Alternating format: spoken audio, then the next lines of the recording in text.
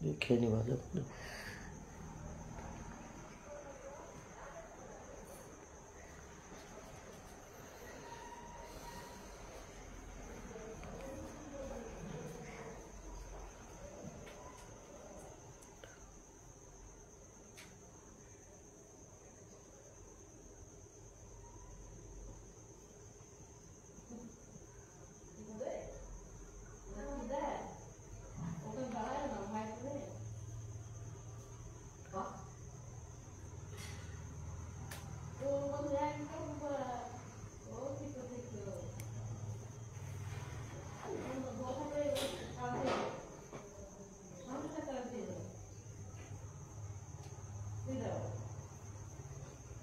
Hello,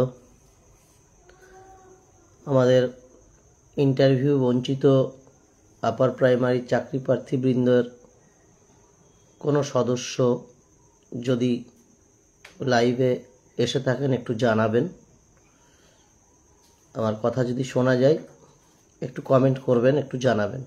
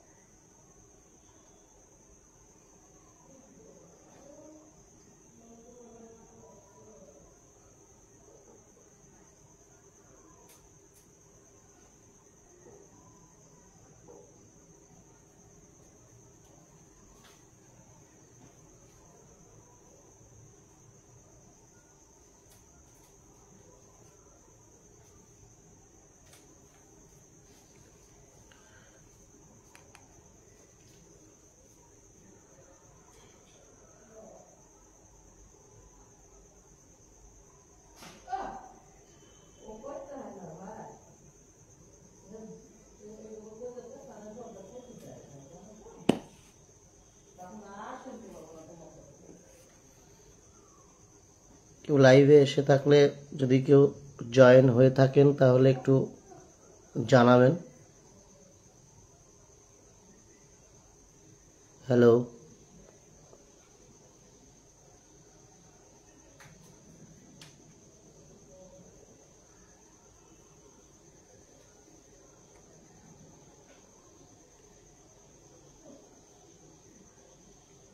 hello,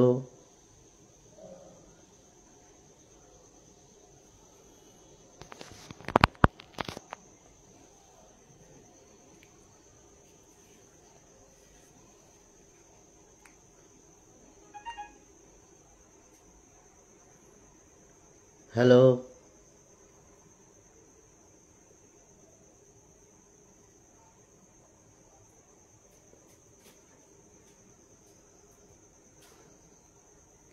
আমার কথা কেউ শুনতে পেলে একটু জানাবেন।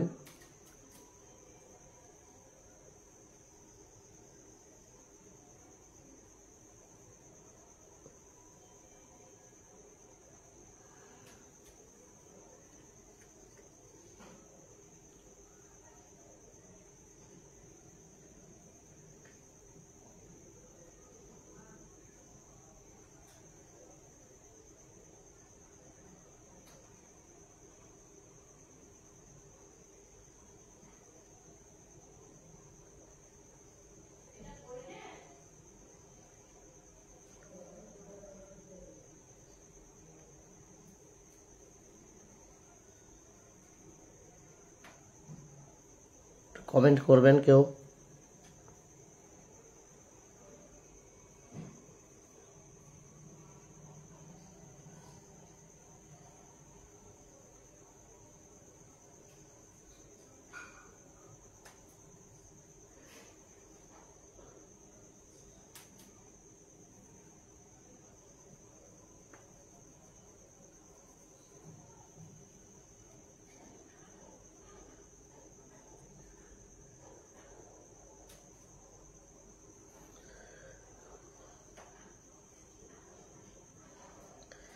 কেউ একটু কমেন্ট করবেন।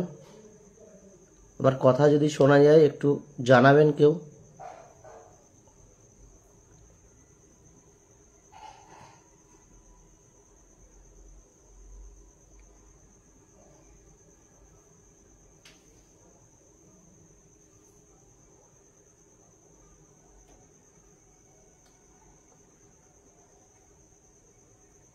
হ্যালো,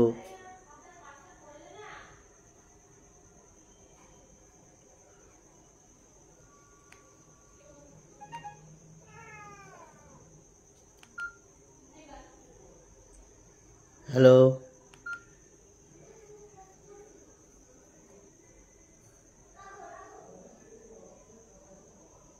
হ্যালো, বলছি আমার কথা শোনা যাচ্ছে নাকি একটু দেখো তো।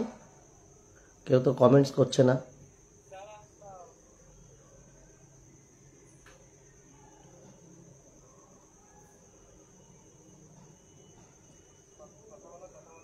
হ্যালো, কিন্তু কেউ কোনো কমেন্টস করেনি এখনো। আহ,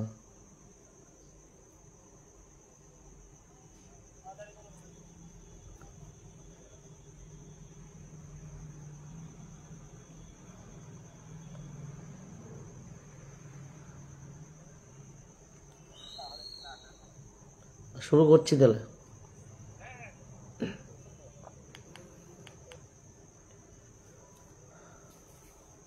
সকলকে শুভ রমজান মাসের শুভেচ্ছা জানাই। আমি আজকে পুনরায় আমাদের ইন্টারভিউ বঞ্চিত আপার প্রাইমারি চাকরি প্রার্থী বৃন্দদের তরফ থেকে রাজকুমার শীল লাইভে এসেছি। আমরা আমাদের যে আন্দোলন, আমরা কেন আন্দোলন করছি, কোথায় করছি, কি উদ্দেশ্য নিয়ে করছি, এগুলো ইতিপূর্বে বারংবার আলোচনা করা হয়েছে বা আমরা বলেছি। আমরা দীর্ঘ 1000 দিন হতে চলেছে কলকাতা ধর্মতলার শহীদ মাতঙ্গিনী হাজরা মূর্তির পাদদেশে ইন্টারভিউ বঞ্চিত আপার প্রাইমারি চাকরি প্রার্থী বৃন্দ যারা টেট পাস ট্রেন্ড, দীর্ঘদিন ধরে আমরা ধর্ণা মঞ্চ চালাচ্ছি। আমাদের ধর্ণা মঞ্চ চালানোর প্রথম থেকে যে উদ্দেশ্যটা ছিল, আমরা কমিশন, শিক্ষা কমিশন এবং সরকারের প্রতি একটাই দাবি রেখেছিলাম যে ইন্টারভিউয়ের 15 দিন আগে পর্যন্ত 8(3)B রুলস মেনে, যেটা শিক্ষা কমিশনের ঘোষিত গেজেট, সেটা মেনে সিট আপডেট করে ইন্টারভিউ নিয়ে যথাযথভাবে নিয়োগ প্রক্রিয়া সম্পন্ন করতে হবে। এই টালবাহানার মধ্য দিয়ে আমরা দীর্ঘ প্রায় 11 বৎসর যাবৎ আমরা দেখলাম কোনো সিট আপডেট হলো না। তার মধ্যেই আইনি জটিলতা চলে আসলো। আইনি জটিলতার মধ্য দিয়েও আমরা যারা বঞ্চিত, তারা বঞ্চিতই থেকে গেলাম।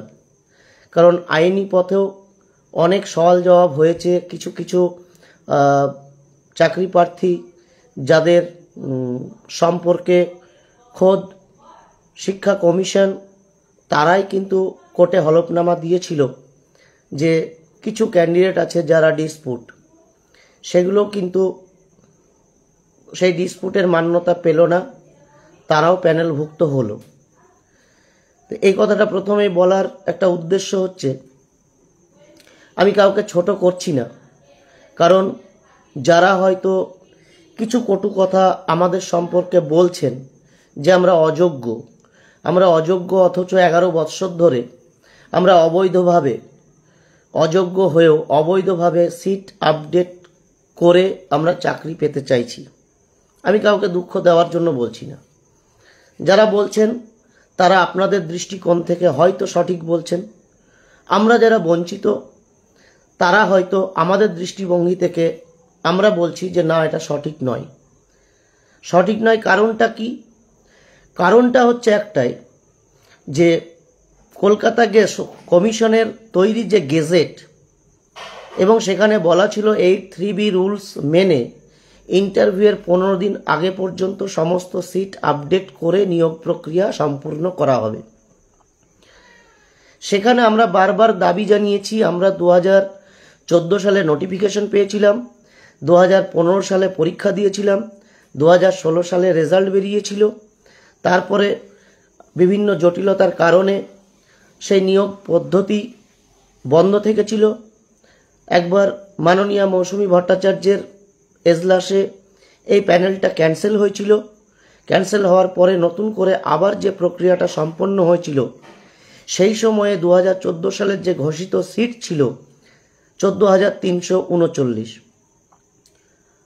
অনেকের কথা অনুযায়ী আমি ধরে নিচ্ছি আমরা কাট অফ মার্কস, যে মার্কসটা শিক্ষা কমিশন শিক্ষকতার জন্য নির্ধারণ করেছিলেন, আমরা ধরে নিলাম কাট অফ মার্কসে আমরা পৌঁছতে পারিনি, যার কারণে আমরা ডাক পাইনি। কিন্তু প্রশ্ন, সেটা আমরা মেনে নিচ্ছি, মাথা পেতে মেনে নিচ্ছি যে আমরা স্কোরে পৌঁছতে পারিনি, তাই আমরা ডাক পাইনি। কিন্তু আমাদের যেটা ন্যায্য দাবি, আপনাদের যে কমিশনের যে ঘোষিত যে রুলস 8(3)B রুলস মেনে সিট আপডেট করার যে কথা, সেই সিটটা যদি আজকে সঠিকভাবে আপডেট হতো, তাহলে হয়তো স্কোরটা আরও নিচে নামতে পারত। এবং সেক্ষেত্রে অনেক ছেলে মেয়ে যারা হয়তো সামান্য নম্বরের জন্য যারা হয়তো পেছনে বা যারা সুযোগ পায়নি, তারাও হয়তো সুযোগটা পেতে পারত। আমি আমার জন্য বলছি না, আমি ধরে নিলাম আমার স্কোর লো, আমি পাবো না।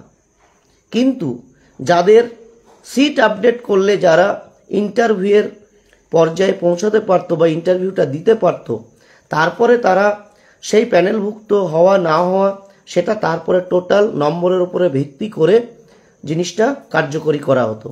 কিন্তু যেহেতু সেই প্রক্রিয়াটা হলো না, আমাদের দাবি সেইটাই।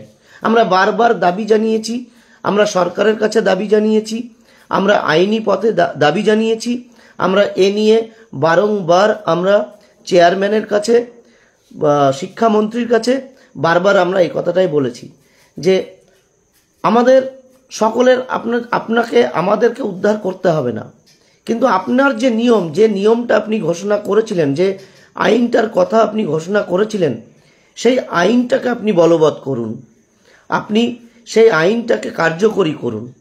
তাহলে হয়তো অনেক ছেলে মেয়ে যাদের ভবিষ্যৎ এই 11 বৎসরে নষ্ট হয়ে গেল, তারা অনেকেই হয়তো ডাক পেত।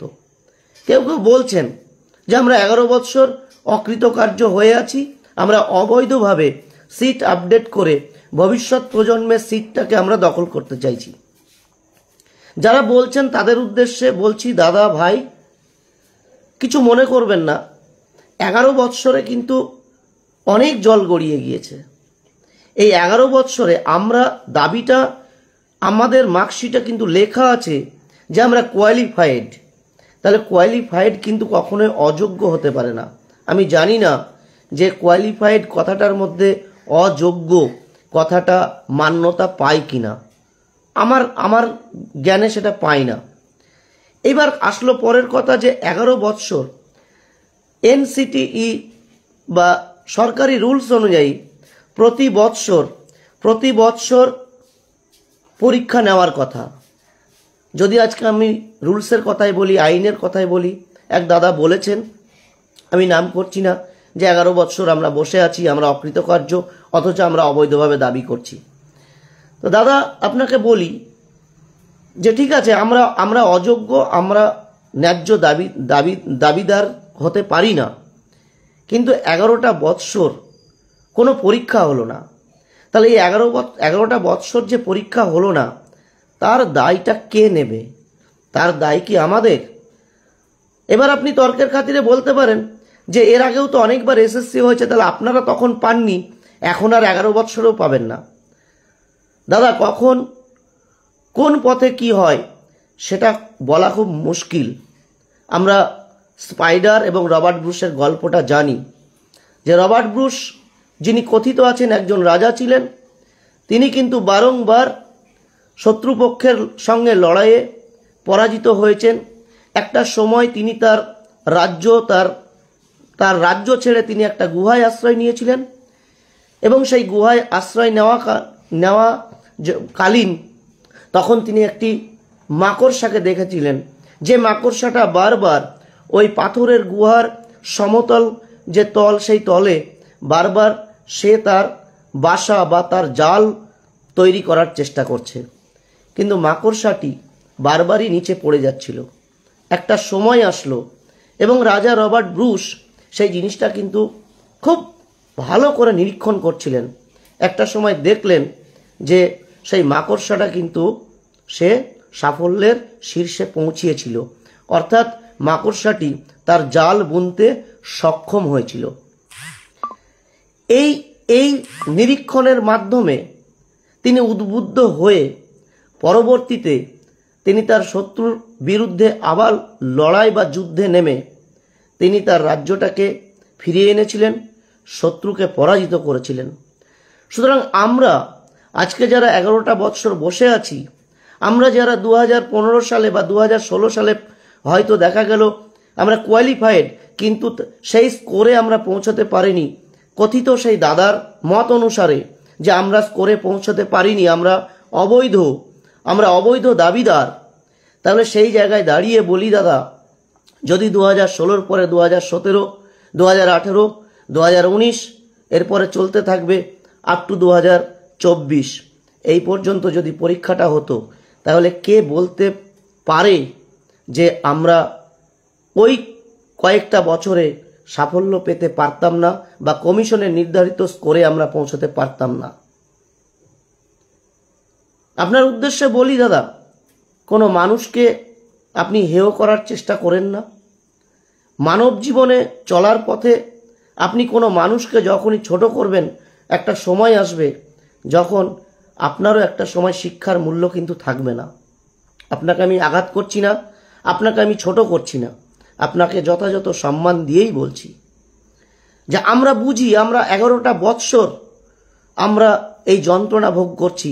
আমরা আজকে দীর্ঘ 1000 দিন হতে চলেছে, এই 1000 দিন আমরা রোদ মাথায় করে, বৃষ্টিতে ভিজে, ঠান্ডার মধ্যে কষ্ট করে আমরা আমাদের সংসার, পরিজন, আমাদের অসুস্থ বাবা মা, বৃদ্ধা বাবা মাকে ফেলে রেখে আমরা সেই ভোরবেলায়, আমি তো রাত্রি 2টোর সময় উঠি, ভোর 3টের সময় বেরিয়ে আমি কলকাতায় যাই, শুধু একটু আমার ক্ষুধা নিবৃত্তির কারণে, যদি আমার পেটের খিদেটা আমি মেটাতে পারি।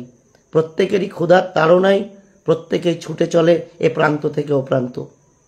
আমরা সেই রকমই প্রত্যেকে আজকে যারা ইন্টারভিউ বঞ্চিত, TET pass, trend upper primary চাকরি প্রার্থী বৃন্দ, তারা প্রত্যেকেই কিন্তু আমরা ছুটছি সেই কারণেই।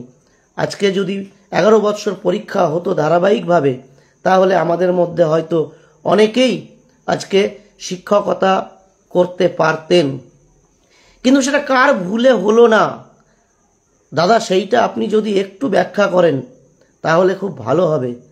আপনি এই সময়ের মানুষ, আপনি আমাদের সঙ্গে কথা বলছেন, মানে আপনি আমাদের এই সময়কার এই প্রজন্মের, এবং আপনি আগামী দিনের পরীক্ষার কথা বলতে চেয়েছেন যে আগামী দিনের সিটগুলোকে আমরা দখল করতে চাইছি।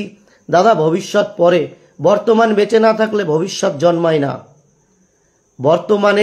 বর্তমান গাছের যে ফলটা ধরবে, সেই গাছের ফলটা থেকে যে বীজটা পাওয়া যাবে, সেই বীজটাই আগামী দিনের অঙ্কুরোদ্গম সৃষ্টি করে আগামী দিনের ভাবী গাছ হিসাবে জন্ম নিতে যাবে আগামী পৃথিবীতে।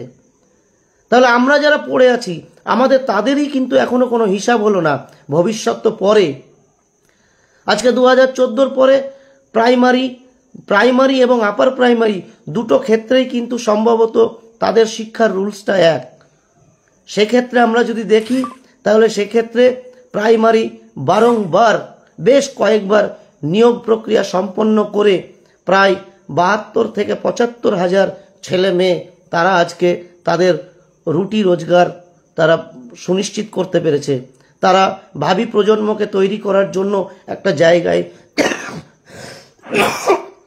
পৌঁছতে পেরেছে। তাই প্রত্যেককে বলবো যে বেকার যুবক যুবতী যারা আছেন, তারা প্রত্যেকে আমাদের সঙ্গে সমব্যথী হন। আমরাও আপনার, আমার, আরেকজনের ভাই বোন, দিদি বা কারোর সন্তান সন্ততি, এমনভাবে কেউ কোনো কথা বলবেন না যেখানে একজন শিক্ষিত বেকার যুবক যুবতীর মনে আঘাত লাগে। প্রত্যেকেই কিন্তু তার শিক্ষা অর্জন করেছে তার সর্বোচ্চ জায়গায় পৌঁছানোর জন্য, তাকে সসম্মানে নিজেকে প্রতিষ্ঠা করার জন্য। সেখানে কেউ কারোর ভাতের থালা কেড়ে নেওয়ার জন্য কেউ এগোচ্ছে না, কেউ কম্পিটিশন করছে না। প্রত্যেকেই লড়াইটা করছে তার মেধা দিয়ে, এটা একটু মাথায় রাখতে হবে। তো যাই হোক, আমার যে উদ্দেশ্যে আজকে লাইভে এসেছি আমি বা আসা, একটাই কারণ, আমরা আর কতদিন বসে থাকব? আমাদের কলকাতার বুকে শহীদ মাতঙ্গিনী হাজরা মূর্তির পদতলে আমাদের দীর্ঘ 1000 দিন হতে চলেছে। আমরা আমাদের মঞ্চ চালিয়ে যাচ্ছি।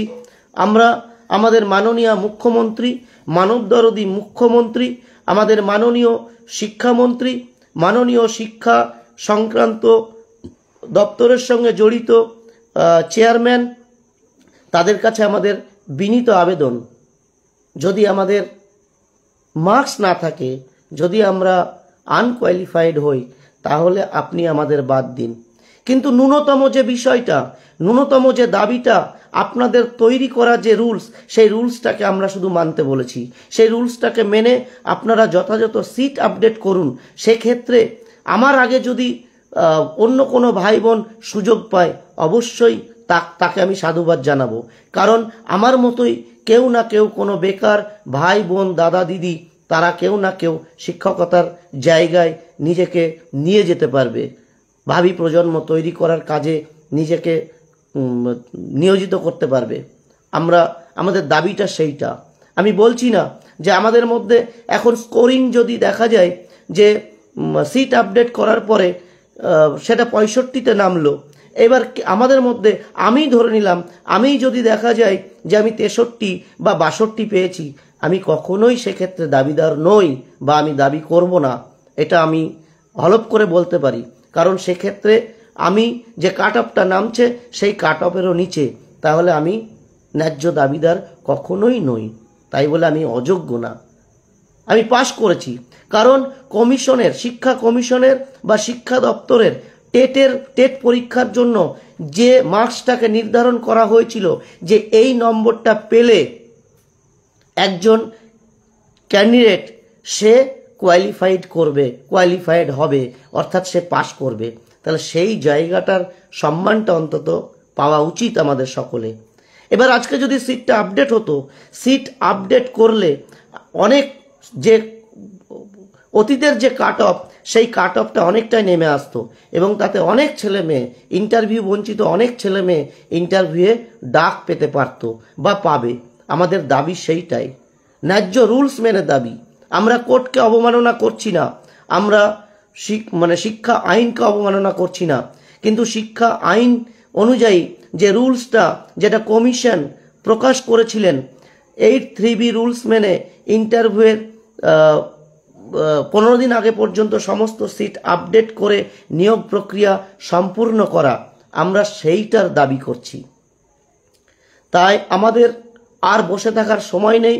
আমরা দীর্ঘ 11টা বৎসর জীবন যন্ত্রণা ভোগ করছি, আমাদের পরিবারগুলো আজকে ধুঁকছে, আমাদের পরিবারের প্রত্যেকটা পরিবারের আজকে কত আমাদের সহযোদ্ধাদের অনেকের বাবা মা চলে গেল এই পৃথিবী ছেড়ে, যারা তাদের ছেলে মেয়েদের এই শেষের দিকেও সাফল্য হয়তো একটু দেখতে চেয়েছিলেন। খুব 2-1 দিনের মধ্যে আমাদের একজন সহযোদ্ধা মাননীয় উদয় নস্কর, তার বাবা এই পৃথিবী ছেড়ে চলে গেলেন। তারও আগে বেশ কয়েকজন গিয়েছেন, এমনকি আমাদের যারা সহযোদ্ধা যারা ছিলেন সেরকমও কিন্তু 8-9 জন সহযোদ্ধা, যারা তাদের জীবনের হতাশাটাকে আর বইতে পারলেন না, বইতে না পেরে তারা নিজেরা আত্মহননের পথ বেছে নিয়ে তারাও এই পৃথিবী ছেড়ে চলে গিয়েছে। তাহলে এইভাবেই কি প্রত্যেকটা ছেলে মেয়ে আজকে জীবন যন্ত্রণা ভোগ করবে এবং একে একে হারিয়ে যাবে? ন্যায্য যারা পাওয়ার যোগ্য তাদেরকে আপনারা ডাকুন, তাদের আপনারা ইন্টারভিউ নিন, তারা যদি যোগ্য হয় তবেই তাদেরকে বিদ্যালয়ে পাঠান।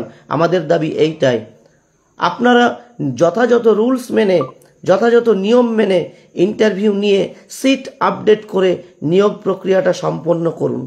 আমরা বারংবার কোর্টে শুনেছি যে পূর্বে হাইকোর্টে শিক্ষা কমিশন নিজে হলফনামা দিয়েছিলেন যে বেশ কিছু ক্যান্ডিডেট তারা ডিসপুট, কিন্তু সেটা জানানো সত্ত্বেও কোর্ট বা আইনি ব্যবস্থা কিভাবে তাদের রায় দিলেন সেটা আমরাও জানি না। এখন আইন নতুন করে কি হয়েছে বা কি হলো সেটা তো আর আমরা বলতে পারবো না। তবে এটা কমিশনই হলফনামাটা দিয়েছিলেন হাইকোর্টে, আমরা এতটুকুই জানি, বা আমি ব্যক্তিগতভাবে তাই জানি, তাই আমি কথাগুলো বললাম। তবে আগামী 23শে মার্চ 2025 রবিবার প্রত্যেক ইন্টারভিউ বঞ্চিত upper primary TET pass trained সহযোদ্ধাদের বলবো, আমরা দীর্ঘদিন যে মঞ্চটাকে বহন করে নিয়ে চলেছি সেই মঞ্চে আপনারা সামিল হন। একটা দিন কষ্ট করে আসুন, আমাদের মঞ্চটাকে ভরিয়ে তুলুন। শুধুমাত্র আমাদের এই লাইভ করে, শুধুমাত্র আমাদের ধর্ণা মঞ্চে বসে আমাদের দাবি কিন্তু পূরণ হবে না। আমাদের দাবি পূরণ করতে গেলে আমাদেরকেও রাস্তায় নামতে হবে। লাগাতার আন্দোলন, লাগাতার আমাদের অনশন, লাগাতার আমাদের ডেপুটেশন, এই প্রক্রিয়াগুলো আমাদের জারি রাখতে হবে। আমরা ধরে নিলাম যে আমরা অযোগ্য হওয়ার পরেও আমরা যেন আগামী দিনের যে যারা ভবিষ্যৎ তাদের রেজাল্ট থাকা সত্ত্বেও তারা যাতে বঞ্চিত না হয়, আমরা অন্তত নিজেরা না পেলেও আগামী দিনের প্রার্থীদের পথটা যাতে সুগম করে যেতে পারি। আমরা যেন একটা দৃষ্টান্ত হয়ে থাকতে পারি যে আমাদের জন্যই আগামী প্রজন্মের ছেলেমেয়েরা যারা বঞ্চিত হয়নি, যারা টাকার কাছে হেরে যায়নি, যারা বড় বড় নেতা মন্ত্রীদের হাত ছিল না বলে, তাদের সাহচর্য পায়নি বলে তারা বঞ্চিত হয়ে তাদের জীবন শেষ হয়ে গেল, এগুলো আমরা দেখতে চাই না। আমরা চাই তারা যেন সঠিক জায়গাটা খুঁজে পায়, তারা যেন তাদের যে হকের যে কর্ম সেই কর্মটা যেন খুঁজে পায়। মাননীয় মুখ্যমন্ত্রী আমাদের মঞ্চের পাশ দিয়ে প্রত্যেক দিনই যাওয়া আসা করেন। আমাদের মঞ্চে প্রত্যেকেই, আজকে আমরা যদি আমাদের রাজ্যটাকে দেখি, দেশটাকে দেখি, তাহলে বিভিন্ন রাজনৈতিক দল যে কাজটা করে যাচ্ছে, একটা ধর্মের তাস নিয়ে খেলা শুরু করেছে, ট্রাম্প কার্ড নিয়ে। একটা ধর্ম নিয়ে মাতামাতি করে, তো আরেকটা রাজনৈতিক দল, আরেকটা সরকার, সে আরেকটা ধর্ম নিয়ে মাতামাতি করে। পেটে যখন খিদে লাগে তখন আমাদের খিদেটা কে হিন্দু, কে মুসলিম, কে খ্রিস্টান, কে জৈন, এই নিরিখে কিন্তু পেটের খিদেটা কম বেশি হয় না। তাই সরকারের কাছে আমাদেরও একটা আরতি আবেদন, আপনারা এই ধর্মের তাস, বিভিন্ন ধরনের দুর্নীতির তাস, এগুলো না খেলে সঠিকভাবে রাজ্যের বেকার, শিক্ষিত বেকার যুবক যুবতীদের দিকে তাকান।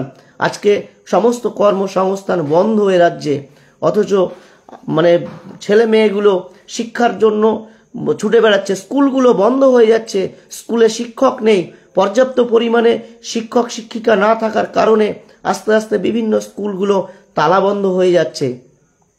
এই তালাবন্ধ হয়ে যাওয়ার পরেও কিন্তু আমাদের সরকারের কোনো হেলদোল কিছুই দেখতে পাচ্ছি না। আবার আমরা শুনেছি যে আমাদের যে আপার প্রাইমারির যে শিক্ষা যে স্তরটা সেটি নাকি যৌথ, অর্থাৎ রাজ্য এবং কেন্দ্র সরকার দুজনে মিলে আমাদের এই আপার প্রাইমারি সেকশনটাকে পরিচালনা করেন। তাহলে সেক্ষেত্রে আমরা যে দেশে বাস করছি সেই দেশের সরকারও কিন্তু যে একটা পশ্চিমবঙ্গের বুকে আপার প্রাইমারি নিয়ে যে এত হইচই চলছে, এত সিবিআই, এত ইডি, এত কিছু চলছে, কিন্তু আমাদের এই দেশের সরকারেরও কোনো সঠিক পদক্ষেপ আছে বলে মনে হয় না। প্রত্যেকটা সরকারই, কি রাজ্য কি দেশের সরকার, এরা প্রত্যেকেই ব্যস্ত ধর্মযুদ্ধে, লড়াইয়ে সাফল্য পাওয়ার জন্য। সেখানে আমি মরলাম কি আরেকজন মরল, এটা তাদের দেখার কোনো বিষয় নয়। তাদের প্রত্যেকেরই একটা জায়গায় তারা স্ট্রিক্ট, যে তাদের চেয়ারটা যেন ঠিক থাকে, তাদের দল যেন ঠিক থাকে, তাদের দলের নেতা কর্মীরা যেন সঠিক জায়গা পায়। সেক্ষেত্রে যে সমস্ত ছেলেমেয়েরা, শিক্ষিত ছেলেমেয়েরা, যাদের মাথায় নেতা মন্ত্রীদের কোনো হাত নেই, যাদের টাকা পয়সার কোনো সুরাহা নেই, তারা ব্রাত্য আছে, ব্রাত্যই থাকুক, তাদের কোনো কর্মসংস্থানের প্রয়োজন নেই। তাহলে আমরা কোথায় যাব? আজকে যদি আমাদের রাজ্যের প্রধান প্রশাসক যিনি আমাদের মাননীয় মুখ্যমন্ত্রী, তিনি কিন্তু অতীতে একটি আন্দোলন করে, একটি ধর্ণা মঞ্চ করে আজকে আমাদের এই পশ্চিমবঙ্গের প্রধান প্রশাসক হিসেবে আমাদের সামনে এসেছেন, তাহলে তার দেখানো পথ ধরে আমরা কেন আমাদের সাফল্য আনতে পারবো না? আমরা তো বুক ভরা ভালোবাসা নিয়ে আমরা আমাদের সুন্দর ভবিষ্যৎ জীবনের সাফল্য কামনা করে আপনাকে মাননীয় আমরা দুহাত ভরে রাজ্যের মানুষ নিয়ে এসেছিলাম, যে হয়তো আপনি আমাদের সঠিক শিক্ষা ব্যবস্থাটাকে পরিচালনা করবেন, সঠিকভাবে আমাদের কর্মসংস্থানে নিযুক্ত করবেন, সঠিক শিক্ষায় আমরা শিক্ষিত হব, আমরা আমাদের রুটি রোজগারের রাস্তাটা খুঁজে পাব। কিন্তু আমরা কি দেখলাম? একের পর এক 2011 সালের পর থেকে 2011 সালেও যারা পাশ করেছেন তাদেরও এখনও টেট সার্টিফিকেট দেওয়া হচ্ছে, তাহলে তাদেরও কোনো সুরাহা হলো না। তাহলে 2011, তারপরে 2015-তে আমরা পরীক্ষা দিলাম, 2016। এই যে দুটো টার্মের মানে বেশ প্রচুর ছেলে মেয়ে যারা আজও তাদের কাছে শিক্ষকতার স্বপ্নটা অধরায় থেকে গেল, তাহলে তারা কোথায় যাবে? অথচ আপনি কি করলেন? আপনি তিন থেকে 4 বারে আপনি 72 থেকে 75 হাজার প্রাথমিক শিক্ষক শিক্ষিকা পদে নিয়োগ করলেন। অথচ 2014 থেকে 2025 10 থেকে 11টা বৎসর আমরা বঞ্চিত রয়ে গেলাম, না কোনো পরীক্ষা দিতে পারলাম, না নতুন কিছু সামনে আমাদের কর্মসংস্থানের আমরা লক্ষ্য খুঁজে পেলাম। আমরা আজকে যারা ধর্ণা মঞ্চে 1000 দিন অতিবাহিত করতে চলেছি, আগামী 23শে মার্চ রবিবার 2025 সাল ধর্মতলার শহীদ মাতঙ্গিনী হাজরা মূর্তির পদতলে আমাদের এদের মধ্যে অনেক ক্যান্ডিডেট আছেন যাদের বয়স 50, 45, 44, অধিকাংশেরই 40 বছর পার হয়ে গিয়েছে।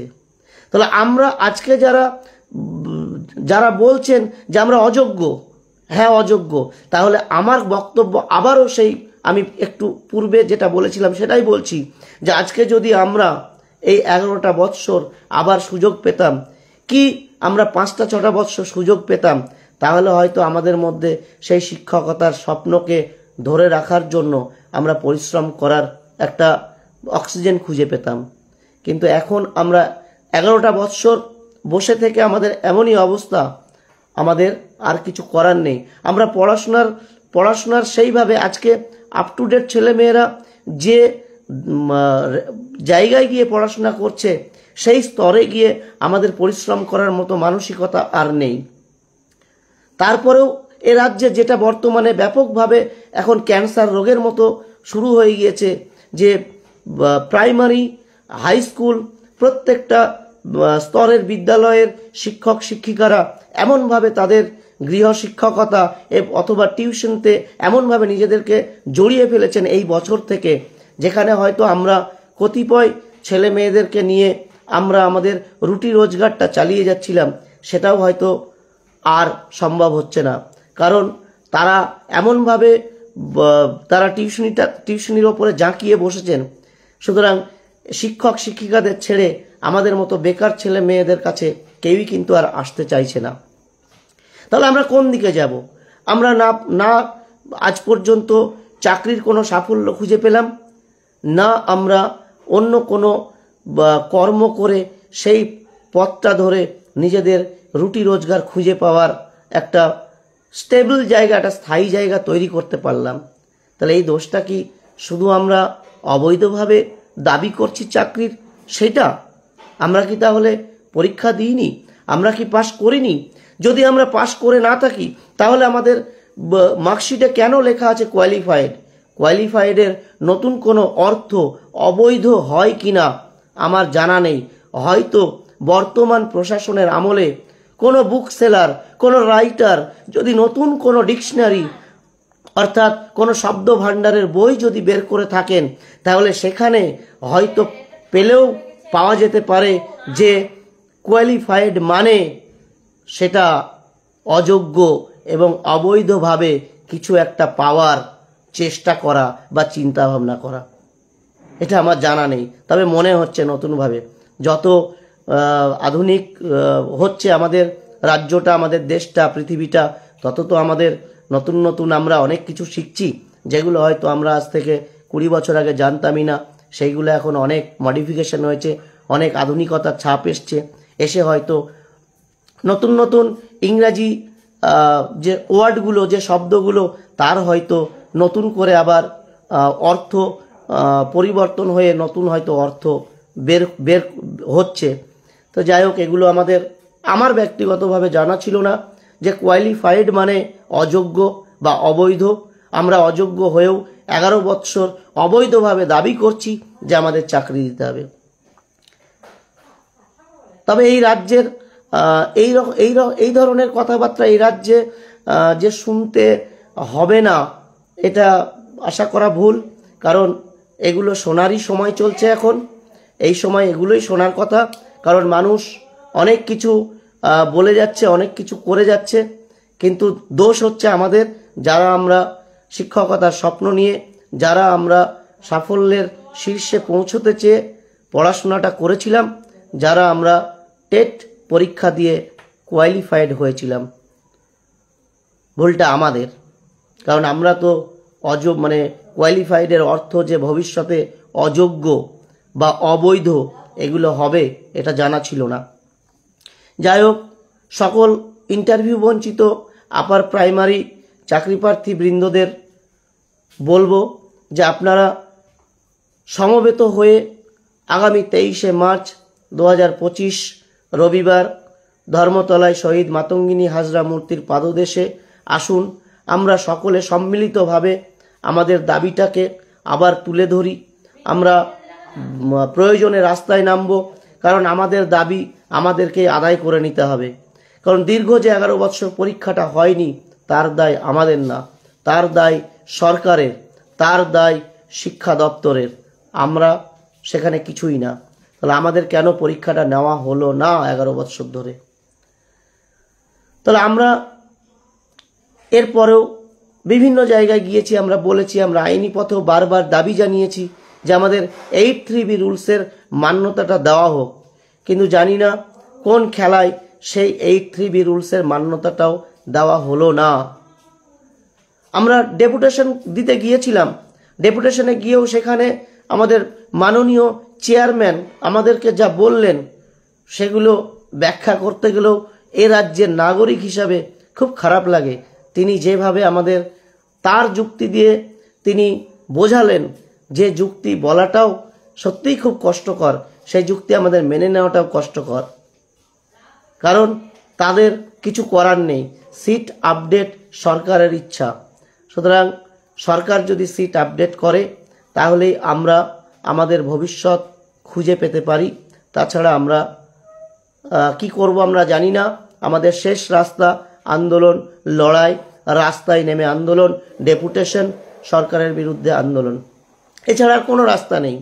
আজকে যদি আমরা বঞ্চিত হই তাহলে মাননীয়া কি ভাবছেন না যে পরিবারগুলো, যে মানুষগুলো বিগত দিনে বা অতীতে আপনার পাশে থেকে আপনাকে মহিমান্বিত করেছে, যারা আপনাকে খুব ভালোবাসা দিয়ে আজকে আমাদের রাজ্যের প্রশাসক করে তুলেছেন, তারা আগামী দিনে আপনার পাশে থাকবে?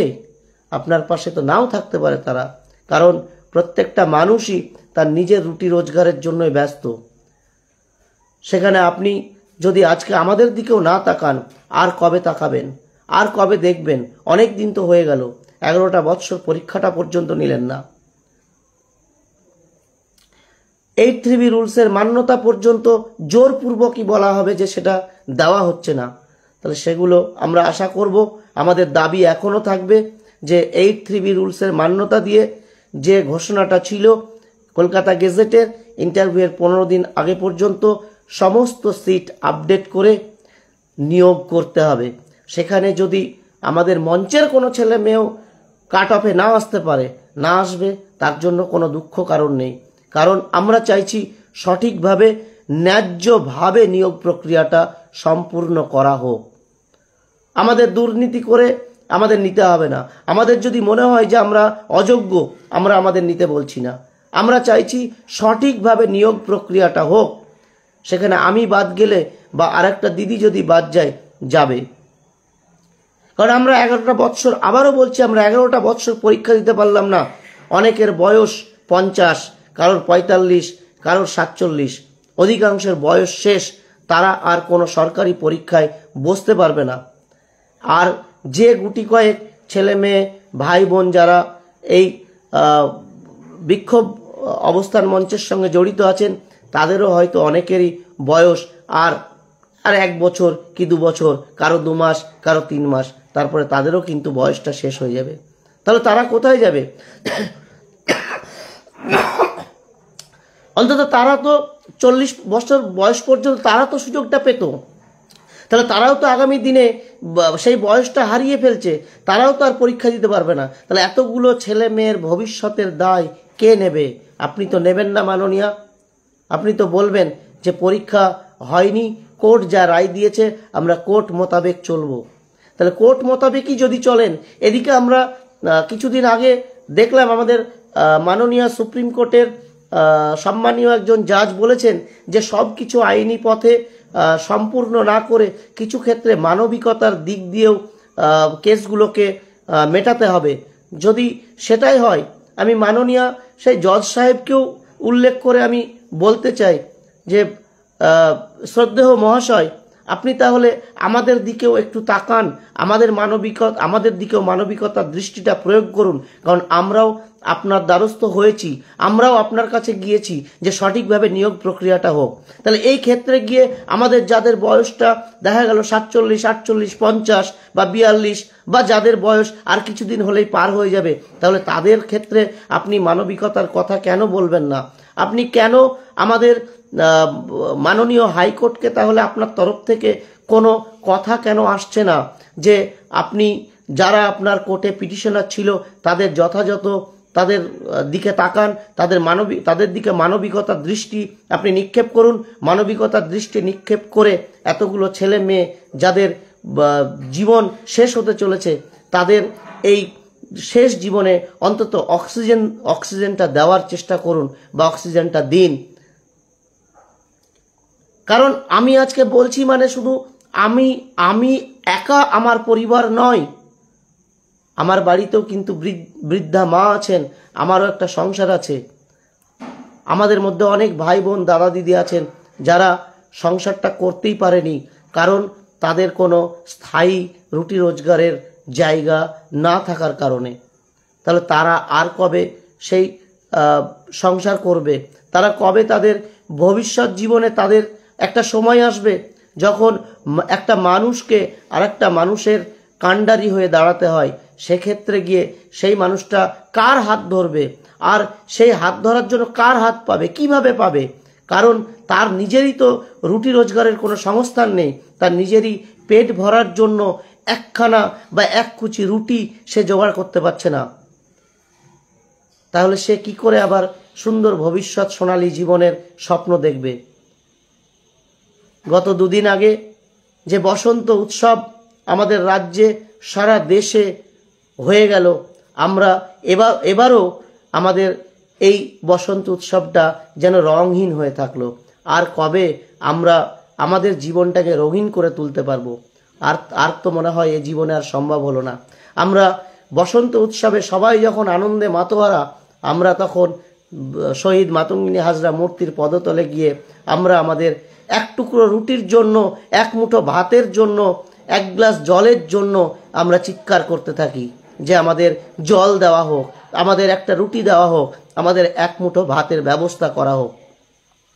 আমরা কেউ লেবার শ্রেণী বা কেউ স্বল্প শিক্ষিত হয়ে আমরা আপনার কাছে, মাননীয়ার কাছে, মাননীয় শিক্ষামন্ত্রীর কাছে দাবি করছি না। আমরা সেই জায়গায় পৌঁছিয়েই আপনার কাছে দাবি করছি। কারণ বারবার বলছি যে 11টা বৎসর যে পরীক্ষাটা হলো না, এই 11টা বৎসর পরীক্ষা না হওয়ার দায় কিন্তু আমাদের নয়, এই দায় সরকারের। এটা সরকারের গোঁড়ামি। এই সরকারের গোঁড়ামিতে আজকে যদি এই 14,339 যে সিটটা ঘোষণা করা হয়েছিল, সেটা যদি পরীক্ষার পরেই সেই সিট যথাযথভাবে ইন্টারভিউ নিয়ে সঠিকভাবে নিয়োগ প্রক্রিয়াটা করা যেত বা সম্পন্ন করতে পারত সরকার, তাহলে আজকে এই পরিস্থিতির সৃষ্টি হতো না, আজকে কোনো আইনি জটিলতাও থাকতো না। কিন্তু সেক্ষেত্রে গিয়ে দেখা যাচ্ছে কি, আমরা এটাও বলেছি, যদি মনে হয় আমরা 11টা বৎসর অযোগ্য হয়ে আমরা অন্যায্য দাবি করছি, আমরা ভবিষ্যৎ প্রজন্মের সিটগুলোকে দখল করতে চাইছি, তাহলে তাদের উদ্দেশ্যে বলবো, দাদা আপনারা এই কথাটা বলুন যে ওএমআর শিটটা তাহলে পাবলিশ করা হোক। কেন ওএমআর শিট পাবলিশড হচ্ছে না? প্রত্যেকটা ক্যান্ডিডেট তার রেজাল্টটা দেখে নিক, প্রত্যেকটা ক্যান্ডিডেট তার মার্কসটা দেখে নিক, সে কত পেয়েছে, সে যে পরীক্ষাটা দিয়েছিল সেই পরীক্ষাটায় তার প্রাপ্ত নম্বরটা কত। সেই প্রাপ্ত নম্বরটা যদি দেখা যায় যে, যদি ধরে নিলাম যে কমিশনের, শিক্ষা কমিশনের চাকরি পাওয়ার নির্ধারিত কাট অফ মার্কস যদি 70 হয়, সেখানে ওএমআর মার্কশিটে আমরা যারা আন্দোলন করছি, আমরা যারা ধর্নায় বসেছি, আমরা যারা 8-3B রুলসকে মান্যতা দিয়ে সিট আপডেটের কথা বলছি, তাদের মধ্যে কোনো ক্যান্ডিডেট, ইন্টারভিউ বঞ্চিত, টেট পাস, ট্রেন্ড আপার প্রাইমারির কোনো ক্যান্ডিডেট যদি 70-এর জায়গায় 69.99 এই নম্বরটা পেয়ে থাকে, তাহলে সে অযোগ্য, তাহলে তাকে বাদ দিন। কই সেটা তো হচ্ছে না। আজকে তো কেউ তাহলে আওয়াজটা তুলছে না যে ওএমআর শিটটা পাবলিশ করা হোক। কেন তাহলে ওএমআর শিট পাবলিশড হলো না? আমরা তো সেটাও অনেকে আইনি দ্বারস্থ হয়েছে এটা বলার জন্য যে ওএমআর শিট পাবলিশ করা হোক। কেন ওএমআর শিট পাবলিশ করা হলো না? তাহলে এটাও আমাদের দাবি যে ধরে নিলাম আমি কাট অফ মার্কসের থেকে আমার মার্কস কম, আমি চাকরি পাবো না, কিন্তু আমার ওএমআর শিটটা পাবলিশ করা হোক। এত সিবিআই, ইডি, এত কিছু করা হলো, কিন্তু সেই তদন্তটাও যেন কোনো একটা জায়গায় গিয়ে থেমে গেল। প্রত্যেকটা জায়গাতেই একটা হ্যান্ডশেক করাকরি চলছে, অর্থাৎ হাতে হাত মিলিয়ে চলাফেরা চলছে। এই হাতে হাত মেলানোর মাঝখানে আমরা যারা মশা মাছি সামিল যে সমস্ত ক্যান্ডিডেটরা, তারা দুই হাতের তেলোর মাঝখানে পড়ে চ্যাপ্টা হয়ে আমরা মারা যাচ্ছি। চেয়ারে বসে যারা হাত করমর্দন করছেন, তারা কিন্তু তাদের সেই সম্মান, তাদের সেই চেয়ার, তাদের সেই জায়গা ঠিকভাবে ধরে রেখেছেন, ঠিকভাবে এগিয়ে নিয়ে যাচ্ছেন। তাই মাননীয় মুখ্যমন্ত্রী, আপনি আমাদের অভিভাবিকা, আপনি আমাদের রাজ্যের প্রধান প্রশাসক, আপনার দৃষ্টি আমি আকর্ষণ করছি, সমস্ত ইন্টারভিউ বঞ্চিত আপার প্রাইমারি চাকরি প্রার্থীদের তরফ থেকে আপনি আমাদের এই কথাগুলিকে শুনুন, এই কথাগুলি শুনে মানবিকতার দৃষ্টিভঙ্গি দিয়ে বিচার করুন। আপনি 8-3B রুলসের মান্যতা দিয়ে সমস্ত সিট আপডেট করুন। আপডেট করার পরে যে কতিপয় ছেলে মেয়েগুলো আপনার সেই কাট অফ মার্কসে পৌঁছতে পারবে, আপনি তাদেরকেই নিয়োগ দিয়ে স্কুলগুলোকে বাঁচান। স্কুলের বাচ্চা ছেলে মেয়েগুলো আজকে শিক্ষা থেকে বঞ্চিত। যারা আজকে কলকাতায় বসবাস করছেন, যারা ধনী পরিবারের ছেলে মেয়ে, তারা না হয় প্রাইভেট স্কুলে, বেসরকারি স্কুলে পয়সা দিয়ে পড়বে, কিন্তু আজকে আমি তো লেবার খাটা একটা মানুষ, আমি তো জনমুনিশ খাটি। আমার প্রতিদিনের একটা জনমজুর হচ্ছে আমার 300 টাকা। আমি 300 টাকা আয় করে আমি আমার সংসার চালাবো না আমার বাচ্চাকে আমি প্রাইভেট স্কুলে পাঠাবো? তাহলে শিক্ষা, স্বাস্থ্য, এগুলো কিন্তু সরকার সমস্ত স্তরের নাগরিকদের জন্য এটাকে সঠিকভাবে পরিচালনা করেন এবং এটাকে তাদের যে দিতে হবে, অবশ্যই এগুলো তাদের প্রাপ্য, ন্যায্য প্রাপ্য, এবং সেইগুলো বুঝিয়ে দেওয়ার দায়িত্ব আমাদের পরিচালিত যে প্রশাসন, সেই প্রশাসনের, রাজ্য প্রশাসনের, কেন্দ্রীয় প্রশাসনের। তাহলে সেক্ষেত্রে আমরা কোথায় যাব? আমাদের ছেলে মেয়েগুলো কোথায় যাবে? আজকে চোখের সামনে আপার প্রাইমারি স্কুলগুলো বন্ধ হয়ে যাচ্ছে শিক্ষক শিক্ষিকাদের অভাবে। তাহলে আমাদের ছেলে মেয়েগুলো কোথায় যাবে?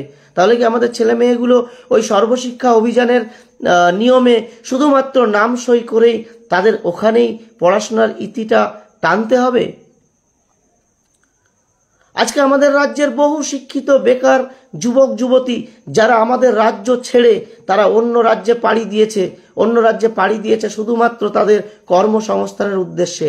আমাদের রাজ্যে না আছে শিল্প, না আছে কোনো কলকারখানা, না আছে সঠিক কোনো রুটি রোজগারের রাস্তা, না আছে চাকরি। চাকরি আছে, চাকরি কতিপয় মুষ্টিমেয় ছেলে মেয়েদের জন্য আছে, যাদের কাছে টাকা আছে, যাদের কাছে মাননীয় সম্মানীয় নেতা মন্ত্রীরা আছেন, তাদের কাছে চাকরি আছে। আর যারা আমাদের মতো সাধারণ ছেলে মেয়ে, তাহলে তারা কি করবে? যাই হোক, আমাদের এই ন্যায্য দাবিটাকে প্রতিষ্ঠিত করতে সরকারের ঘুম ভাঙাতে, শিক্ষা দপ্তরের ঘুম ভাঙাতে 8-3B রুলসের মান্যতা দিয়ে ইন্টারভিউয়ের 15 দিন আগে পর্যন্ত আমাদের যে ন্যায্য দাবি সমস্ত সিট আপডেট করে ইন্টারভিউ বঞ্চিত টেট পাস স্টুডেন্টদেরকেও ডেকে তাদের ইন্টারভিউ নিয়ে তাদের একটা ব্যবস্থা করতে হবে। এই দাবিকে সামনে রেখে আগামী 23শে মার্চ 2025 আপনারা সমস্ত ইন্টারভিউ বঞ্চিত আপার প্রাইমারি চাকরি প্রার্থী বৃন্দ, টেট পাস স্টুডেন্ট, তারা দলে দলে আসুন, এক জায়গায় সমবেত হন, আমরা আমাদের দাবিটাকে সম্মিলিতভাবে তুলে ধরি, তবেই আমরা আমাদের জয়টাকে ছিনিয়ে আনতে পারবো, আমরা আমাদের সাফল্যের দোরগোড়ায় পৌঁছাতে পারবো। তাই প্রত্যেককে বলবো, জীবনের তো সমস্ত দিন শেষ, আর কদিনই বা বাঁচবো। আমরা এই মৃত্যু পথযাত্রী হওয়ার আগে শেষ লড়াই একটা আমরা করে যেতে চাই, যে লড়াইয়ে আমরা যদি নাও পাই, অন্তত আগামী দিনের ভাবি প্রজন্ম তারা যেন একটা দুর্নীতিগ্রস্ত রাস্তায় না গিয়ে তারা সঠিকভাবে ন্যায্যভাবে তারা তাদের মেধা, তারা তাদের পরিশ্রম দিয়ে সঠিক জায়গায় সাফল্যের শীর্ষে তারা পৌঁছাতে পারে। এই রাস্তাটাও করে দেওয়ার দায়িত্ব কিন্তু আমরা যারা আজকে কষ্ট করছি, সেই কষ্ট করা মানুষদেরও কিন্তু আমাদের দায়িত্ব যে আগামী দিনের ভবিষ্যৎ প্রজন্মের রাস্তাটাকে সঠিক করে যাওয়া, সুগম করে যাওয়া। এই উদ্দেশ্য নিয়ে সমস্ত পশ্চিমবঙ্গের সমস্ত জেলার ইন্টারভিউ বঞ্চিত আপার প্রাইমারি চাকরি প্রার্থী বৃন্দ, টেট পাস স্টুডেন্ট যারা আছেন, তাদের প্রত্যেককে বলবো, আপনারা আগামী 23শে মার্চ 2025 রবিবার কলকাতা ধর্মতলায় শহীদ মাতঙ্গিনী হাজরা মূর্তির পাদদেশে আসুন। আমাদের সমবেত লড়াইটা আবার আমরা শুরু করি, কারণ আর আমাদের বসে থাকার সময় নেই। আমরা জানি আমাদের প্রত্যেককে খুব কষ্ট করে বাড়িটাকে চালাতে হয়, সংসারটাকে চালাতে হয়, বৃদ্ধ বাবা মাকে দেখভাল করতে হয়। সেই জায়গাটা যাতে আমরা সঠিকভাবে আবার তৈরি করতে পারি, তার জন্য আপনারা আসুন আগামী 23শে মার্চ রবিবার কলকাতায় সমবেত হয়ে আমাদের লড়াইটা কাঁধে কাঁধ মিলিয়ে করি। অনেকে অনেক কথা বলছেও, আমরা না আত্মীয় স্বজনের কাছে কোনো জায়গা পাচ্ছি, না বন্ধুবান্ধব যারা আজকে প্রতিষ্ঠিত তারাও হয়তো হাসাহাসি করে। তারপরে তো আমাদের বিভিন্ন রকমভাবে আমাদের স্লেজিং করাই হচ্ছে যে অবৈধ বা আমরা যোগ্য নই, তবু আমরা দাবি করছি। এগুলো শুনলেও কষ্ট লাগে। তবে যারা বলছেন যে দাদারা এই সমস্ত কথাগুলো বলছেন, তাদের কাছে ব্যক্তিগতভাবে আমি সবার তরফ থেকে বিনীত আবেদন যে এমন কোনো কথা বলবেন না যেটা একটা শিক্ষিত বেকার যুবক যুবতী সেই বোঝে যে 22-23 বছর 25 বছর পড়াশোনা চালানোর পরে নতুন করে আবার অন্য কোনো কর্মে নিযুক্ত হওয়া এবং সেই কর্মে নিযুক্ত হয়ে সেই কর্মটাকে ধরে রাখাটা কত পরিশ্রমের, কত কঠিন। যারা বলছেন আশা করি তারাও সুশিক্ষিতা, তারা বোঝেন, অবশ্যই তারা ভালো বোঝেন। সুতরাং আপনারা এমন কোনো কথা বলবেন না যেটা হয়তো প্রত্যেকের মনে আঘাত লাগতে পারে। কে বা বলতে পারে যে যারা বলছেন, আমি কখনোই এটা চাই না। আমি ঈশ্বরের কাছে, ওপরওয়ালার কাছে সবসময় প্রার্থনা করি যে সমস্ত ঘরে বেকার সন্তান সন্ততি আছে, বেকার ভাই বোন আছে, শিক্ষিত বেকার ভাই বোন, শিক্ষিত বেকার যুবক যুবতী যারা আছে যোগ্য, তাদের যেন ভবিষ্যতে সঠিক কর্মসংস্থান হয়। যারা বলছেন যদি কোনো দৈবের বশে যদি তাদের পরিবারের সেই সমস্ত সুশিক্ষিত সন্তান সন্ততিরা আমাদের মতো রাস্তায় গড়াগড়ি খায়, যদি আপনারা সেই দিন চোখ মেলে এই ধরার বুকে থাকেন, তাহলে সেদিন হয়তো মনে পড়বে যে আমি এই কথাটা বলেছিলাম, যে কথা বলেছিলাম সেই অযোগ্য কথার ফল আজকে আমার বাড়িতেই ফলে গিয়েছে। তাই কারণ আপনি যা করবেন, আপনারা যেটা করবেন, তার ফল কিন্তু আপনাদেরকেই একটা সময় ফিরে পেতে হবে। তবু আমি বলবো, ওপরওয়ালার কাছে আমি প্রার্থনা করব, আপনাদের কারোর পরিবারে কারোর কোনো ভাই বোনেদের যেন এরকম যন্ত্রণার সম্মুখীন না হতে হয়। তারা ভবিষ্যৎ প্রজন্ম যারা তাদের নির্দিষ্ট সাফল্যে পৌঁছানোর জন্য আজকে পরিশ্রম করছে বা করবে, তারা যেন ভবিষ্যতে ভালো জায়গায় পৌঁছাতে পারে, এই প্রার্থনা ওপরওয়ালার কাছে করি, ঈশ্বরের কাছে করি। সবাই সুস্থ থাকবেন, ভালো থাকবেন। আর আগামী 23শে মার্চ 2025 রবিবার আপনারা শহীদ মাতঙ্গিনী হাজরা মূর্তির পাদদেশে সকলে আসুন। আমরা সমবেত হয়ে আমাদের লড়াইটা করি। আমরা আমাদের রুটি রোজগার তার একটা সংস্থান করার চেষ্টা করি। আমাদের লড়াইটা ছাড়া হবে না। লড়াই ছাড়লে আমরা হারিয়ে যাব, এমনিতে হারিয়ে গিয়েছি, আমাদের সামনে আর কিছু নেই। হয়তো এইটুকুর আশাতেই হয়তো এখনও আমরা বেঁচে আছি। যদি আমরা কিছু সুরাহা করতে পারি, সুরাহা যদি আমাদের কিছু হয়। প্রত্যেকে ভালো থাকবেন। আবারও বলছি, সকলে আসুন, আমরা সকলে মিলে দলবদ্ধভাবে একত্রিত হয়ে লড়াই করি। গতকালকে আমাদের স্নেহধন্য আজাহার খুব ভালো বলেছে। আজাহার আপনাদেরকে বিস্তারিত আলোচনা করেছেন। আমি হয়তো যথাযথ উপস্থাপন করতে পারলাম না, যতটুকু আমার হয়েছে সামর্থ্য ততটুকু আমি করলাম। তবে আজকে এই লাইভটা করার আগে কথাটা বারবারই এসেছে যে কিছুজন আমাদের বিউপিসিপিবির ফেসবুকে এমন কিছু কমেন্ট অনর্গল করে গিয়েছে, যার কারণে সেই কথাটাকে কেন্দ্র করেই লাইভটা বেশি হয়ে গেল। কারণ এগুলো শুনলেও কষ্ট হয়। তাই প্রত্যেককে বলবো, প্রত্যেক ইন্টারভিউ বঞ্চিত আপার প্রাইমারি সহযোদ্ধাদের বলবো, আপনারা যদি বিউপিসিপিবির ফেসবুকটা ফলো করেন বা দেখে থাকেন, তাহলে দেখবেন আমাদেরকে কিভাবে মানে আত্মসম্মানে আঘাত করা হয়েছে, আমাদেরকে কিভাবে অযোগ্য বলা হয়েছে, কিভাবে আমরা অযোগ্য হয়ে ভবিষ্যতের সিটগুলোকে জোর করে মানে নিতে চাইছি, এইরকমভাবে আমাদের কটূক্তি করা হয়েছে। তাই এই কথাগুলোকে আপনাদের আত্মার মধ্যে আত্মস্থ করে নিয়ে যদি এতটুকু মনে হয় যে আমাদের আত্মসম্মানে আঘাত করা হয়েছে, এই আত্মসম্মানটুকু, আজকের এই আত্মসম্মানটুকুকে পাথেয় করে আপনারা আগামী 23শে মার্চ রবিবার 2025 আপনারা ধর্মতলায় শহীদ মাতঙ্গিনী মূর্তি হাজরার পাদদেশে আসুন। আমরা সকলে মিলে একসাথে কাঁধে কাঁধ মিলিয়ে লড়াই করি। হয় এবার, নয়তো কোনোবার নয়। 2025 এবং 2025-এর মাঝামাঝি পর্যন্ত যেন আমাদের শেষ রেখা হয়, যে রেখাতে গেলে আমরা আমাদের সাফল্য পাব। এই সাফল্য আমাদের ছিনিয়ে আনতে হবে। যদি সেটা আমরা না করতে পারি, তাহলে আমাদের তীব্র প্রতিবাদে, তীব্র আন্দোলনে নামতে হবে।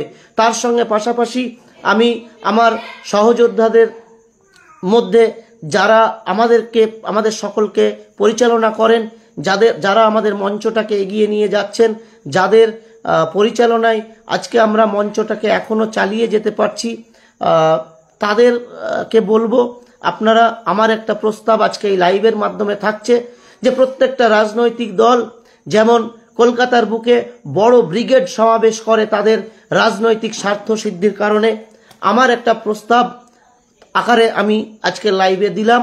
আপনারা ভাবনা চিন্তা করবেন যে আগামী দিনে এই আমাদের যে 1000 দিন, যে দিনটা আমরা পালন করব, তার পরেই যদি একটা বড় করে ব্রিগেড সমাবেশ করা যায়, সেই ব্রিগেড সমাবেশের মাধ্যমে আমরাও দেখাতে চাই যে আমরা কোনো রাজনৈতিক দলের থেকেও কিন্তু কম নই। বিন্দু বিন্দুতে সিন্ধু। আমরা যদি বিন্দু বিন্দু করে 1000 জন কি 600 জন ছেলে মেয়ে ওই ব্রিগেডে বসতে পারি, তাহলে সেটাও কিন্তু অনেকটা জনসমাগম করা যাবে। এবং সেই ব্রিগেডে আমি কথা দিচ্ছি, আমি অন্তত জোর গলায় আমি এই প্রচারটা করতে পারবো যে কিভাবে আমরা বঞ্চিত, কিভাবে আমরা লড়াই সংগ্রাম করেও আজকে হারিয়ে গেলাম, কিভাবে আমরা আজকে ভালোবেসে একটা প্রশাসক মাননীয় মুখ্যমন্ত্রী যাকে মানবদরদী, যাকে মা বলে সকলে সম্বোধন করে, তাকে আমরা বুক ভরা ভালোবাসা দিয়ে হাত ভরে আমরা তাকে ভোট দিয়ে তাকে নিয়ে আসলাম। আর তার ফলশ্রুতিতে আমরা আজকে যে জায়গায় এসে পৌঁছলাম তার বলার আর কোনো ভাষা নেই। আজকে অন্য কোনো কারণে কলকাতার বুকে যে কোনো বুদ্ধিজীবী তারা অনর্গল রাস্তায় নেমে পড়েন, কেউ মোমবাতি হাতে, কেউ সাদা পতাকা হাতে, কেউ মানে বিভিন্নভাবে তারা প্রতিবাদে রাস্তায় নেমে পড়েন। কিন্তু কলকাতার বুকে, গোটা পশ্চিমবঙ্গের বুকে কি একটাও শিক্ষিত বুদ্ধিজীবী মানুষ নেই? যে যারা শিক্ষিত যুবক যুবতী, বেকার ছেলেমেয়েরা যারা তাদের ন্যায্য দাবির জন্য দীর্ঘদিন কলকাতার বুকে বসে আছে, দীর্ঘদিন তারা রাস্তায় নেমেছে, আন্দোলন করেছে, বিক্ষোভ কর্মসূচি করেছে, রাস্তায় গড়াগড়ি দিয়েছে, এত মিডিয়া হয়েছে, তাহলে একটা বুদ্ধিজীবী আমরা এই পশ্চিমবঙ্গে খুঁজে পেলাম না? যারা মঞ্চে বড় বড় আসন অলঙ্কৃত করেন, যারা প্রধান অতিথি হয়ে বসে থাকেন, যারা আমাদের রাজ্যের মুখ হিসাবে তাদেরকে আমরা দেখতে পাই, যাদের আদর্শর কথা আমরা প্রচার করি, সেই রকম কোনো ব্যক্তি, সহৃদয় ব্যক্তি, মানব দরদি কোনো মানুষ, কোনো বুদ্ধিজীবী মানুষ আমরা পেলাম না, যারা আমাদের মতো এই কর্মসংস্থানহীন, কর্মহীন, শিক্ষিত বেকার যুবক যুবতীদের হয়ে কোনো মিডিয়া প্রচার, মিডিয়া বাইট দেওয়া বা আমাদের সঙ্গে রাস্তায় নেমে তারা হাঁটছেন। তারা কেউ হাঁটেন না। অথচ আমরা তাদের আদর্শ নিয়ে চলি, তাদের কথা বলি, কিন্তু কোনোদিন তারা নামে না। তারাও নামে না, আমার মনে হয় এটাই কারণ যে কোথাও হয়তো আমাদের মাননীয়ার স্নেহ ধন্য থেকে তারা বিচ্যুত হবেন। স্নেহ ধন্য যে হাতটা তাদের মাথায় আছে, সেই হাতটা হয়তো সরে যাবে। তাহলে সেটাই কি মানে সঠিক? যে এই কারণে কি আমাদের হয়ে কেউ কথা বলেন না? আজকে ডাক্তারদের জন্য সমস্ত ডাক্তাররা রাস্তায় নেমে পড়লো, অথচ যে সমস্ত বিদ্যালয়গুলিতে শিক্ষকের অভাবে ছাত্রছাত্রীদের সঠিক ক্লাস হচ্ছে না, সেই স্কুলের শিক্ষক শিক্ষিকারা এমনি যখন অফিস ঘরে তারা সময় কাটান, ফ্যানের তলায় বসে যখন গল্প করেন, তখন বলেন এত ক্লাসের চাপ, এত ক্লাস নেওয়া সম্ভব না, মাস্টার নেই, শিক্ষিকা নেই, শিক্ষক নেই। অথচ তারা কেউ আমাদের হয়ে একটা কথাও বলেন না যে না, এই সমস্ত শিক্ষিত বেকার যুবক যুবতী, এরা ইন্টারভিউ বঞ্চিত আপার প্রাইমারি চাকরি প্রার্থীবৃন্দ যারা টেট পাস ট্রেন্ড, এদেরকে ইন্টারভিউয়ে ডেকে যথাযথ এদের মান নির্ধারণ করে আমাদের স্কুলগুলোতে পাঠালেই তো আমাদের স্কুলের মানোন্নয়নটা হয়, আমাদের বিদ্যালয়ের ছেলেমেয়েরা সঠিক শিক্ষাটা লাভ করতে পারে, আমাদের স্কুলের ছেলেমেয়েরা আগামী দিনে ভালো পরিবেশ পেতে পারে, ভালো মানুষ হতে পারে। এই কথা বলার লোক পশ্চিমবঙ্গ রাজ্যে অন্তত আমি দেখতে পেলাম না। পশ্চিমবঙ্গ রাজ্যে আছে ওই যে যেমন আজকে একজন অনর্গল বলে গিয়েছেন যে আমরা অযোগ্য, আমরা অযোগ্য। উনি কোন শিক্ষায় শিক্ষিত আমার জানা নেই। যদি উনি কোনো পুঁথিগত শিক্ষা, মানবিক শিক্ষা, যে শিক্ষায় হোক না কেন, সামাজিক শিক্ষা, যে কোনো শিক্ষায় যদি তিনি শিক্ষিত হতেন, তাহলে হয়তো তার মুখ দিয়ে এই কথাটা বেরোতো না। কারণ খোঁজ নিলে দেখা যাবে হয়তো তার বাড়িতেও তার কোনো সন্তান আছে, কোনো সন্ততি আছে, যাদেরকে তিনিও চাইছেন যে সঠিক শিক্ষাটা দিতে। সঠিক শিক্ষার উদ্দেশ্য সে সামাজিক কোনো সমাজসেবা করবে না। বর্তমান সময়ে সঠিক শিক্ষা দেওয়ার উদ্দেশ্য হচ্ছে সে ভালো জায়গায় সাফল্যের শীর্ষে পৌঁছাবে, তার নামের আগে লেখা থাকবে ডক্টরেট, সে হবে নাসার বিজ্ঞানী, সে হবে কোনো কলকাতা হাইকোর্টের জজ, সে হবে কোনো আধিকারিক, সে হবে কোনো দপ্তরের হেড অব দ্য ডিপার্টমেন্ট। তাহলে তিনি ভাববেন না, তিনি তো আমাদের বলে যাচ্ছেন, কটূক্তি করে যাচ্ছেন। কটূক্তি করার আগে মানুষকে মানুষ ভাবুন। আপনিও কিন্তু মানুষ সম্প্রদায়ের একজন প্রতিনিধি। আমার কথাগুলো যদি কাউকে আমার মনে হয় যে কেউ আমার কথাতে আঘাত পেয়ে থাকেন, আপনারা সকলে আপনাদের নিজ গুণে আমাকে ক্ষমা করবেন। আসলে নিতান্তই আমাদের ক্ষুধার জ্বালা থেকে, আমাদের রুটি রোজগারের জ্বালা থেকে আমরা দীর্ঘদিন রোদ বৃষ্টি জলে যে ভিজছি, পুড়ছি, কষ্ট পাচ্ছি, সেই জায়গা থেকে আজকে এই ক্ষোভ বিক্ষোভের কথাগুলো বেরিয়ে আসছে। কারণ আমরা প্রত্যেকেই উচ্চশিক্ষিত, উচ্চশিক্ষিতা। তাই শেষ বেলায় আরেকবার বলি যে পুরো পশ্চিমবঙ্গের রাজ্য জুড়ে সমস্ত জেলার যে সমস্ত ইন্টারভিউ বঞ্চিত আপার প্রাইমারি চাকরি প্রার্থীবৃন্দ যারা টেট পাস ট্রেন্ড, তারা তাদের ন্যায্য দাবি বুঝে নিতে 8(3)B রুলস মেনে ইন্টারভিউয়ের 15 দিন আগে পর্যন্ত সমস্ত সিট আপডেটের ন্যায্য দাবি সামনে রেখে এই দাবিটাকে বারংবার রাস্তায় প্রতিধ্বনিত করে সরকারের কানে পৌঁছানোর মাধ্যমে আমরা আমাদের সাফল্যের দোরগোড়ায় যাতে পৌঁছতে পারি। তাই সকলকে বলবো, মান অভিমান ভুলে গিয়ে আপনারা সকলে এক জায়গায় সমবেত হন। সকলে বন্ধু দেখা হচ্ছে আগামী 23শে মার্চ রবিবার 2025 কলকাতা শহীদ মাতঙ্গিনী হাজরা মূর্তির পদতল। প্রত্যেকে ভালো থাকবেন, সকলকে ভালো রাখবেন। বাড়ির বয়স্কাদের আমাদের দায়িত্ব সকলকে লক্ষ্য রাখার, যতটুকু পারবো সকলে আমরা সেই খেয়াল রাখব। পাশাপাশি আমাদের শুভ যে রমজান মাস চলছে, সকলের ভালো কাটুক, সকলে ভালো থাকবেন। এই বলে আমি আমার আজকের লাইভ শেষ করছি।